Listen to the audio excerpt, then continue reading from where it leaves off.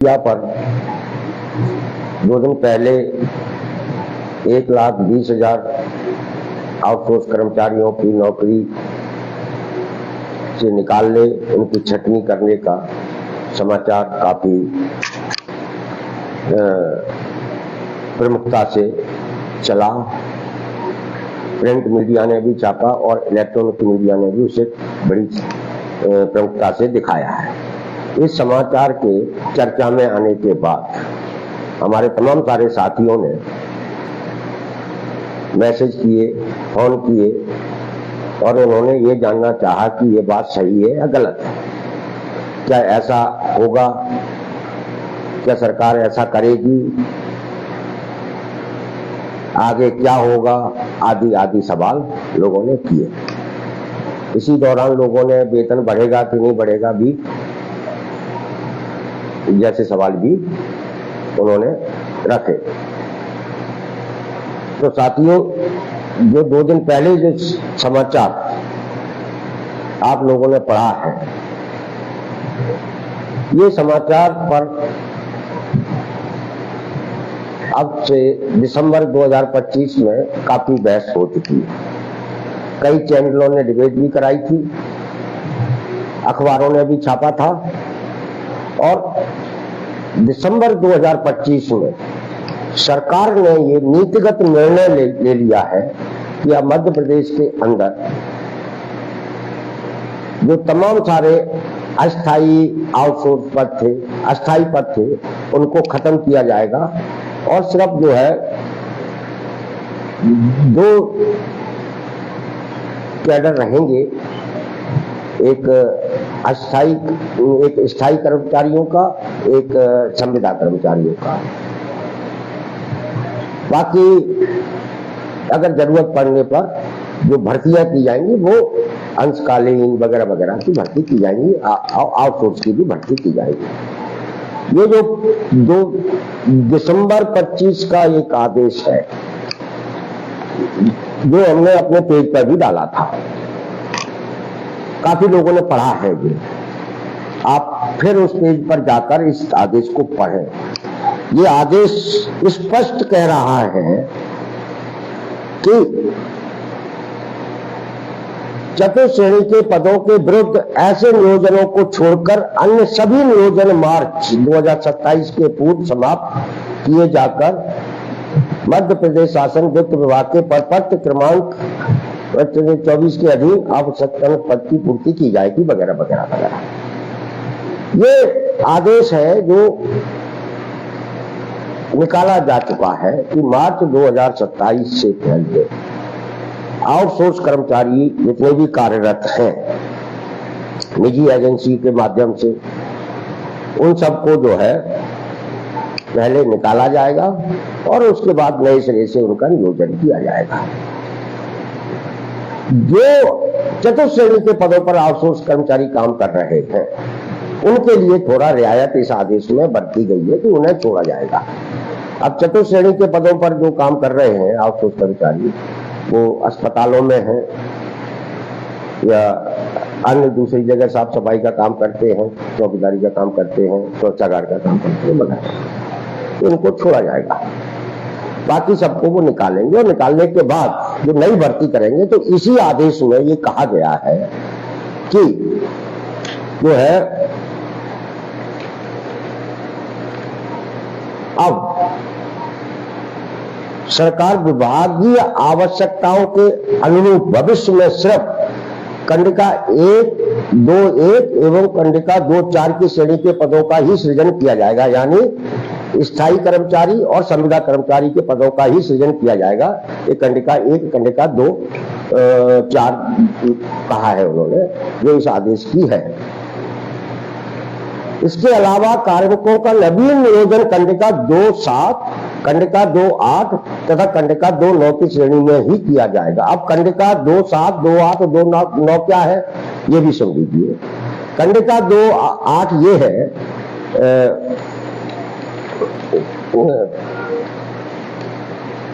कंडिका 2(7) ये है कि निजी एजेंसी के माध्यम से ली जाने वाली सेवाएं एवं व्यक्ति आउटसोर्स करने, यानी मार्च के बाद अगर विभाग को जरूरत पड़ती है फिर वो आउटसोर्स के माध्यम से ही कर्मचारियों की नहीं व्यक्तियों की भर्ती करेगा, संख्या के आधार पर भर्ती करेगा। और उसकी भर्ती की प्रक्रिया शुरू हो गई है। स्वास्थ्य विभाग में एक नया नाम तय किया है, उन्होंने एक नया नाम दिया है multitask worker, MTW। Multitask worker की भर्तियां होने लगी हैं आउटसोर्स के माध्यम से। और मल्टीटास्क वर्कर क्या है? ये मल्टीटास्क वर्कर है कि व्यक्ति रखा जाएगा काम पर और उसे एक निश्चित मानदेय दिया जाएगा, वो न्यूनतम वेतन का हकदार नहीं होगा। उसको नियुक्ति के समय ही ये कहा जाएगा कि हम आपको 5,000, 6,000, 7,000 में रख रहे हैं और आपसे विभाग के अंदर जो काम होगा वो सारे काम कराए जाएंगे। साफ सफाई, बाथरूम की, टॉयलेट की सफाई, झाड़ू लगवाना, पोछा लगवाना, पानी पिलवाना, फाइलें उठवाना, अगर आपको कंप्यूटर आता है तो टाइपिंग करवाना वगैरह वगैरह। ये मल्टीटास्क वर्कर की भर्तियां शुरू भी हो चुकी है स्वास्थ्य विभाग के अंदर अस्पतालों में। आपने पिछले दिनों ये पढ़ा भी होगा और हमने इस पर भी लाइव आके बताया भी था। तो मार्च 2027 के बाद बड़े स्तर पर इस आदेश के अनुसार कंडिका 2(7) के अनुसार भर्ती होगी, यानी MPW मल्टीटास्क वर्कर की इसका निश्चित मानदेय होगा और कुछ भी काम उससे कराया जाएगा, वो न्यूनतम वेतन का हकदार नहीं होगा। ये सरकार कानून बना चुकी है, आदेश निकाल चुकी है दिसंबर 2025 में, जिस पर काफी चर्चा हुई है, काफी बहस हुई है, मीडिया ने भी बहुत छापा है और चैनलों ने भी डिबेट कराई है। मैं खुद एक दो चैनलों में डिबेट में इस मुद्दे पर रहा था। अब कंडिका 2(8) क्या है जिस पर भर्ती होनी है? कंडिका 2(8) है कि विशिष्ट समय अवधि हेतु कार्य पर लिए जाने वाले कार्मिक, विशिष्ट समय मतलब खास समय के लिए अगर कर्मचारियों की जरूरत पड़ती है तो रखे जाएंगे। जैसे वन विभाग है या अन्य दूसरे विभागों में निर्धारित दर पर मजदूरी का भुगतान किया जाए और इन्हें एक निर्धारित दर पर मजदूरी का भुगतान किया जाएगा। वो जरूरी नहीं है कि उनसे 1 महीने काम कराया जाएगा, 5 दिन के लिए रखे जाएंगे, 10 दिन के लिए रखे जाएंगे, 15 दिन के लिए रखे जाएंगे और उनको जो श्रम विभाग का जो मजदूरी दर है उसके हिसाब से इनको वेतन दिया जाएगा। ये 30 दिन काम के करने के हकदार नहीं बचेंगे। ये जो प्रावधान किया गया है, ये भर्ती की जो शुरुआत की जा रही है, ये हमारे जो लेबर कोड आए हैं 4 उसके क्रियान्वयन के तहत की गई है। लेबर कोड क्या कहते हैं? लेबर कोड में भी ये प्रावधान है कि हायर एंड फायर, रखो, काम कराओ और भगा दो की पॉलिसी लेबर कोड में केंद्र सरकार ने बना दी, जिसके तहत विशिष्ट समय अवधि के लिए, खास समय के लिए लोगों को रखा जाएगा और वो मतलब 30 दिन काम के मांगने के हकदार नहीं होंगे। तो कौन सी भर्ती होगी? कंडिका 2.8। अब तीसरी भर्ती 2.9 अंशकालिक रूप में नियोजित कार्मिक।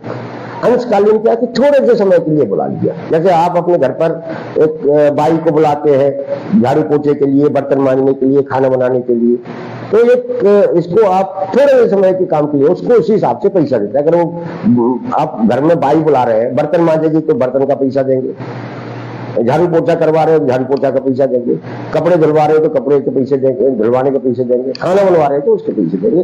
तो ये जो भर्ती होगी वो अंशकालिक के रूप में थोड़े से समय के लिए।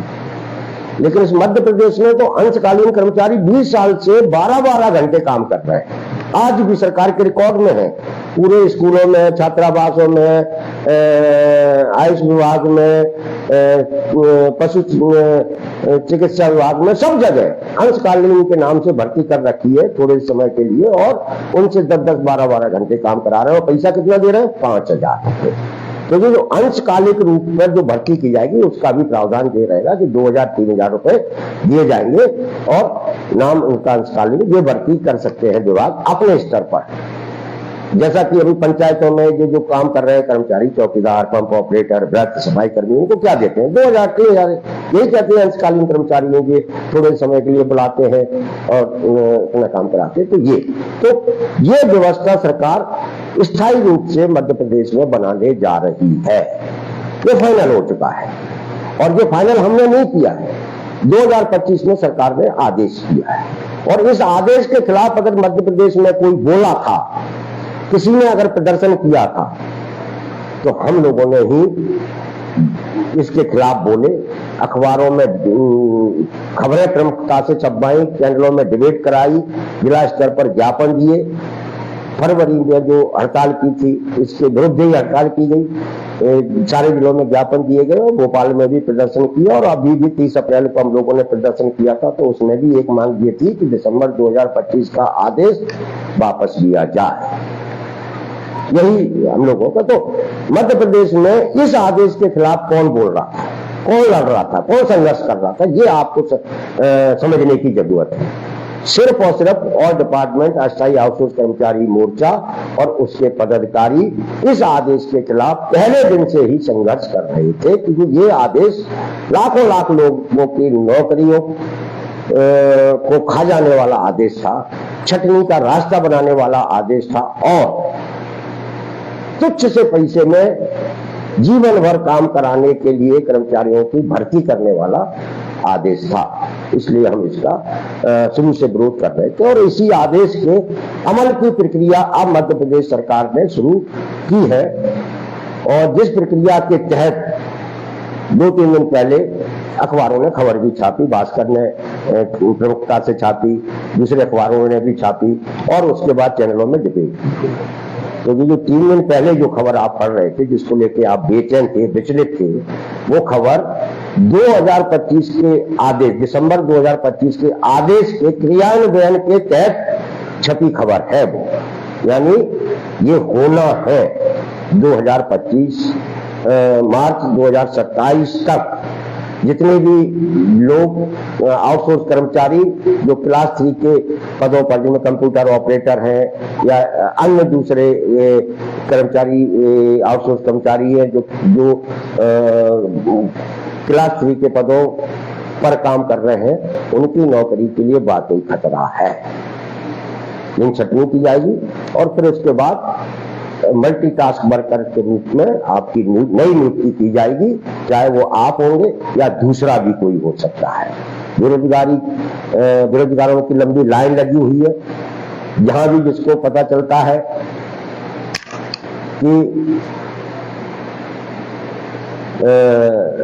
आउटसोर्स की भर्ती हो रही है, 10 पद होते हैं, सैकड़ों आवेदन आ जाते हैं, लाइन लग जाती है और पैसे भी भयंकर चलते हैं इसमें। तो साथियों, ये तय है, ये सरकार आपके ऊपर कोई रहम करने वाली नहीं है। अब सवाल ये उठता है कि आपको क्या करना है। 3 साल में हम लोगों ने मध्य प्रदेश के अंदर जितना भी अस्थायी आउटसोर्स कर्मचारी है उसको एकजुट करने के निरंतर प्रयास किए हैं, उनके सवालों को उठाने के लगातार कोशिशें की हैं और इन कोशिशों में का ही नतीजा है कि आज ये वर्ग, ये कर्मचारी मध्य प्रदेश के में चर्चा का विषय बने हैं, चर्चा के केंद्र में आए हैं। इनके मुद्दों को मीडिया भी प्रमुखता से उठाने लगा है और वो तमाम सारे संगठन भी ये चाहते हैं कि इन अस्थायी आउटसोर्स कर्मचारियों में उनके संगठन बने। ये एक बड़ा बदलाव, और इससे भी बड़ा बदलाव ये आया है कि जिन आउटसोर्स कर्मचारियों की 3 साल पहले तक कहीं कोई चर्चा नहीं होती थी, आज तमाम सारे आदेशों में उनकी चर्चा हो रही है। वो चर्चा किस रूप में हो रही है वो एक अलग मुद्दा है, लेकिन चर्चा हो रही है। अब आप लोगों का काम बचता है कि आप किस तरीके से अपनी नौकरी को सुरक्षित करा सकते हैं। और हमारा अपना मानना है कि इस लोकतांत्रिक व्यवस्था में हम लोगों के पास संघर्ष के अलावा कोई दूसरा रास्ता नहीं है। यदि हम संघर्ष के रास्ते पर चलते रहेंगे तो हमारी बात को सुना जाता रहेगा और सरकार भी हमारे संघर्षों से डरेगी, क्योंकि उसे मालूम है कि हमें जल्दी ही चुनाव में जाना है 2 साल बाद, और यदि हमने इनके प्रति ज्यादा शक्ति बरती तो हमें इसके चुनाव में नुकसान उठाना पड़ेगा। इसलिए हमें अपने संघर्षों के निरंतरता को बनाए रखने की जरूरत है। लेकिन सरकार भी कोई छोटी मोटी चीज नहीं है, सरकार हमसे ज्यादा ताकतवर है। हमारा संगठन तो बहुत छोटा सा संगठन है जो काम कर रहा है, और हम लोगों ने इस छोटे से संगठन में छोटी छोटी गतिविधियों के दम पर हम लोगों ने हासिल क्या किया।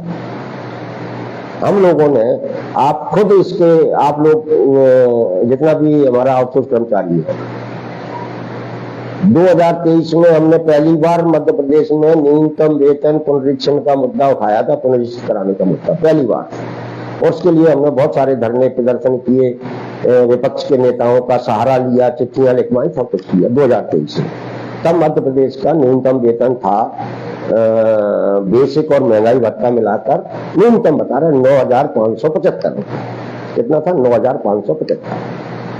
हम लोग 2023 से लगातार संघर्ष करते रहे इस मुद्दे को पुनरीक्षित कराने में, और हम 2024 में न्यूनतम वेतन पुनरीक्षित कराने में सफल भी हुए, और उसके बाद वेतन बढ़कर हुआ न्यूनतम वाला 12,450 है आज। कितना? वो 12,450। कितना बढ़ा? 3,000 रुपए वेतन हम लोगों ने बढ़वाया। 2024 में ये बढ़ा।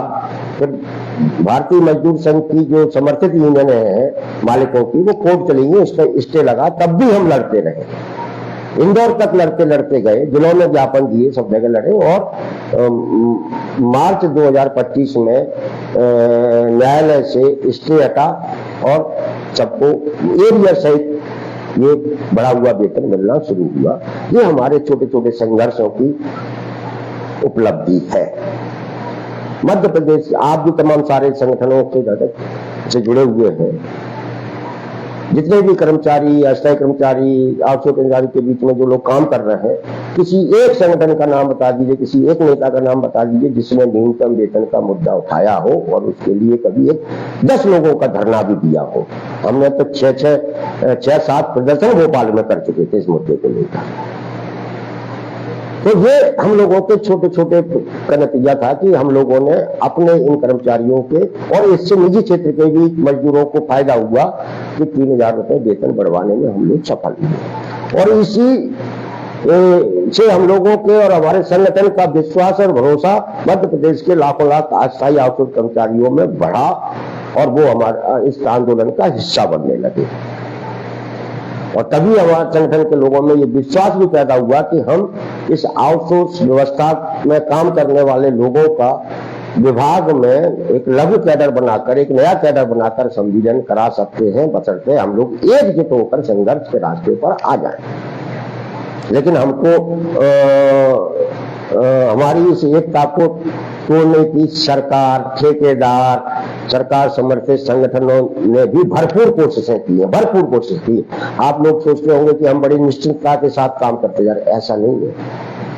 हम प्रदेश में लोगों को तैयार करते हैं, सरकार और सरकार समर्थित संगठन उन लोगों को भ्रमित भी करते हैं, उन्हें संघर्षों से दूर करने का काम भी करते हैं।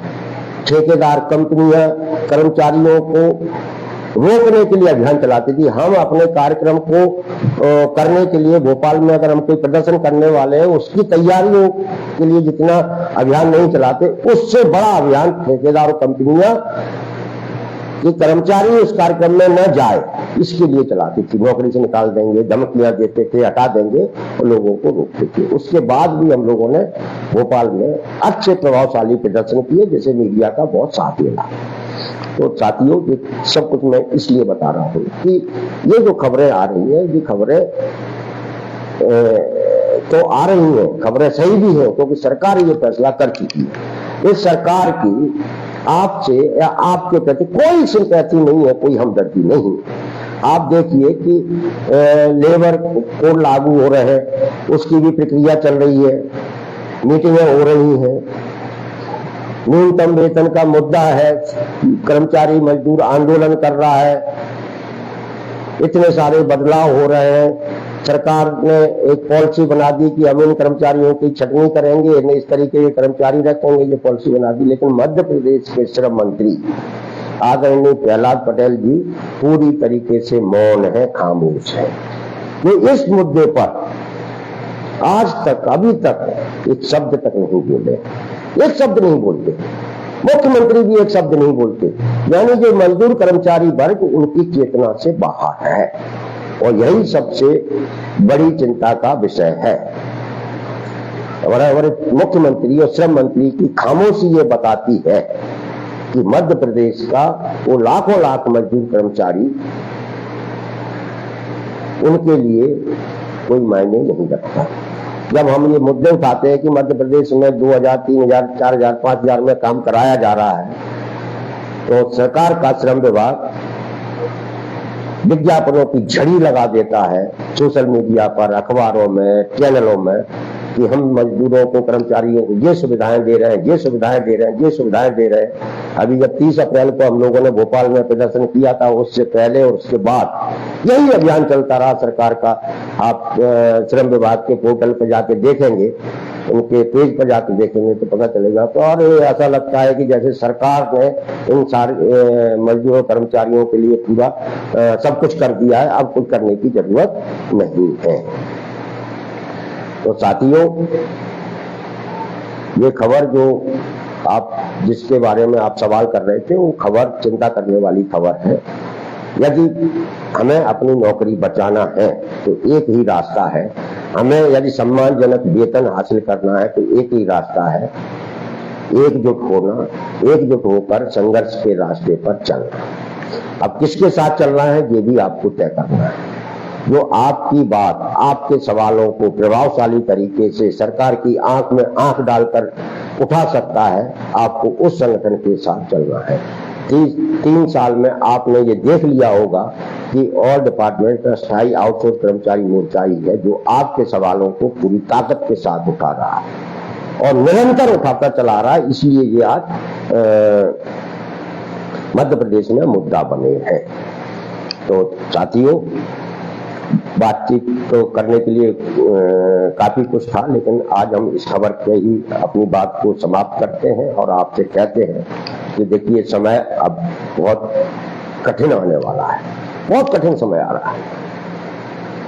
मजदूर जो है, जैसा हमने कहा कि सरकार की चेतना से बाहर है, तो वाकई बाहर जा चुका है। आप देख रहे होंगे कि फरवरी में जब इजराइल, अमेरिका और ईरान का युद्ध शुरू हुआ था, उसके बाद सूरत से, गुजरात से, दिल्ली से, बंबई से मजदूरों ने पलायन करना शुरू कर दिया था, अपने घर वापसी कर दी थी। ट्रेनों में जगह नहीं थी, स्टेशन भरे हुए थे, खचाखच लाइन लगी हुई थी। सारे वीडियो हमारे पेज पे मिल जाएंगे आपको। मजदूर बहुत बुरी तरीके, बहुत संकट में था। कारखाने बंद हो रहे हैं, बंद हो चुके हैं, जितना भी और जो लघु उद्योग क्षेत्र है वो पूरा बंद हो चुका है। तो सारे मजदूर की सारी आमदनी खत्म हो चुकी है। मालिकों ने हाथ खड़े कर दिए, उन्होंने अपने कारखानों में शटर लगा दिए, लोग घर जा रहे हैं। लेकिन हमारे देश की सरकार उनको घर पहुंचने तक की व्यवस्था कराने में नाकाम है। उसमें तो कोई डॉलर खर्च नहीं होता। लोग स्टेशनों पर भीड़ लगी हुई थी, लेकिन सरकार ने एक अतिरिक्त ट्रेन चलाने की कोशिश नहीं की, ट्रेनों में जनरल डिब्बे बढ़ाने की कोशिश नहीं की, उनको उनके हाल पर छोड़ दिया। जबकि सरकार को अगर कोई घोषणा करनी थी, जिस तरीके से हमारे प्रधानमंत्री जी ने घोषणा की कि सोना मत खरीदो, तेल कम खाओ, विदेश मत जाओ, घूमने मत जाओ, साइकिल से चलो, ऐसे हमारे प्रधानमंत्री जी ये घोषणा कर सकते थे कि ये जो मजदूर कर्मचारी वर्ग है, जो ठेका श्रमिक है, जो इस देश का निर्माण करता है, उसकी चिंता करते हुए प्रधानमंत्री जी को कहना चाहिए था कि जब तक ये हालात कठिन हैं, हमारी आर्थिक अर्थव्यवस्था खराब है, तब तक मालिकों को या सरकार, मालिक या सरकार दोनों मिलकर उन मजदूरों को न्यूनतम महीने की 10,000 रुपए की मदद करें, जिससे वो जिंदा रह सके। और जिन मजदूरों को घर जाना है, उनके घर जाने की निःशुल्क व्यवस्था सरकार करा सकती थी। ऐसे घोषणा प्रधानमंत्री जी कर सकते थे, लेकिन नहीं किया गया, क्योंकि मजदूर उनकी चेतना से बाहर जा चुका है। ये सरकार चंद खुशहाल लोगों की सरकार है। खुशहाल से मेरा मतलब जिनके पास सब कुछ है, सब कुछ है इनके पास, इनके घर, इनके पास अच्छी नौकरियां हैं, अच्छे कारखाने हैं, अच्छी आमदनी है, जिनके घरों में सारी संपन्नता है। ये उन चंद लोगों की सरकार है, उनकी चिंता कर रही है। ये चंद रईसों की सरकार है और सरकार को चिंता उन रईसों के दिवालिया न हो जाए इसकी है, इसलिए वो तमाम सारे घोषणाएं की हैं। पेट्रोल डीजल के जो दाम बढ़ाए गए, गैस के दाम बढ़ाए गए, इसकी मार आप पर पड़नी है और वो रईस बच जाएंगे जिनके पास ढेर सारा पैसा भरा पड़ा है। वो तो कुछ वो विदेश भी जा रहे हैं। अभी मध्य प्रदेश के बहुत सारे हम आज वीडियो देख रहे थे कि तमाम सारे बिल्डर्स, कंपनी मालिक कश्मीर में घूम रहे हैं और फेसबुक पर लाइव चला रहे हैं। बताइए, इन्हें देश की अर्थव्यवस्था डूब गई, मध्य प्रदेश का मेहनत कश वर्ग, मजदूर वर्ग बदहाली में है, बुरी स्थिति में है और वो पिकनिक मना रहे, ऐसो आराम कर रहे हैं हेलीकॉप्टरों में, हवाई जहाज में। तो कहने का तात्पर्य ये है कि सरकार आपकी नहीं है, इसे आपकी चिंता नहीं है, आपको अपनी चिंता खुद करनी है।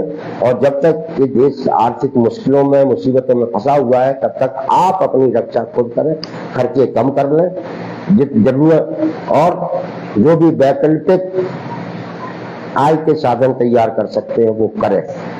सरकार आपको कुछ नहीं देने वाली, ज्यादा हल्ला मचेगा, हम जैसे लोग ज्यादा बोलने लगेंगे तो 5 किलो गेहूं की जगह वो 6 किलो गेहूं आपको पकड़ा देगी, 7 किलो कर देगी, ज्यादा से ज्यादा। इससे ज्यादा कुछ नहीं कर सकती। कोरोना का समय अपन देख चुके हैं, करोड़ों लोगों की मौत हुई, सरकार ने आज तक आंकड़े जारी नहीं किए। इस आर्थिक संकट का शिकार भी गरीब, मजदूर, मध्यम वर्गीय लोग होने वाले हैं, ये बात ध्यान रखिए। नमस्कार। इस चर्चा को आप अधिक से अधिक शेयर करें, ज्यादा से ज्यादा लोगों तक पहुंचाएं। कल हम कोटवारों के बारे में एक महत्वपूर्ण चर्चा आपसे करेंगे इसी पेज पर, क्योंकि सरकार ने कोटवारों पर भी एक बड़ा हमला किया है जिसकी न कहीं कोई चर्चा है, न कोई इसके बारे में बात कर रहा है। कल हम उस मुद्दे को भी आपके सामने रखने वाले